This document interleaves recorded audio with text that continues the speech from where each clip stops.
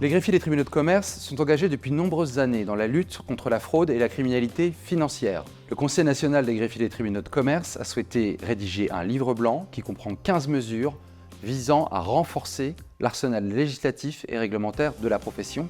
L'idée est d'anticiper pour détecter en amont les fraudes et pouvoir mettre la pression sur les délinquants. C'est également le sens de notre partenariat avec Transparency International France, institution de référence en la matière. Nous dressons un constat commun. Il existe des solutions efficaces à mettre en œuvre dès aujourd'hui. Le registre des bénéficiaires effectifs est un outil performant, mais qui peut être encore perfectionné. Alors comment? Je laisse la parole à Charlotte Palmieri pour Transparency International France. Aujourd'hui, une société française qui est détenue par une société étrangère n'a pas l'obligation de déclarer les bénéficiaires effectifs de sa société mère.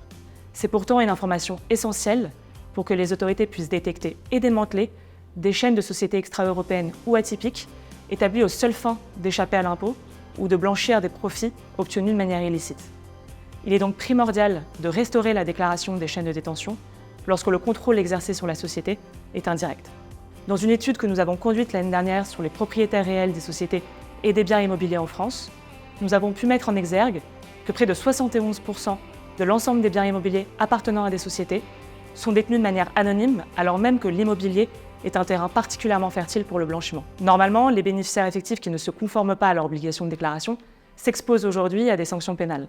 Pourtant, à ce jour, le nombre de sanctions prononcées pour non-respect de l'obligation de déclaration du ou des bénéficiaires effectifs se compte sur les doigts d'une main. Il est donc urgent de rendre cette obligation de déclaration effective en l'assortissant de sanctions dissuasives en cas de non-respect. Ces propositions sont d'autant plus importantes que suite à l'adoption de la 6e directive anti-blanchiment en 2024, l'accès du public au RBE a été restreint, ce qui amenuise la capacité de la société civile à détecter les cas irréguliers. Il est donc important de continuer à porter des mesures ambitieuses qui permettent de lutter efficacement contre la criminalité économique et financière. C'est aussi un enjeu de transparence démocratique et d'équité.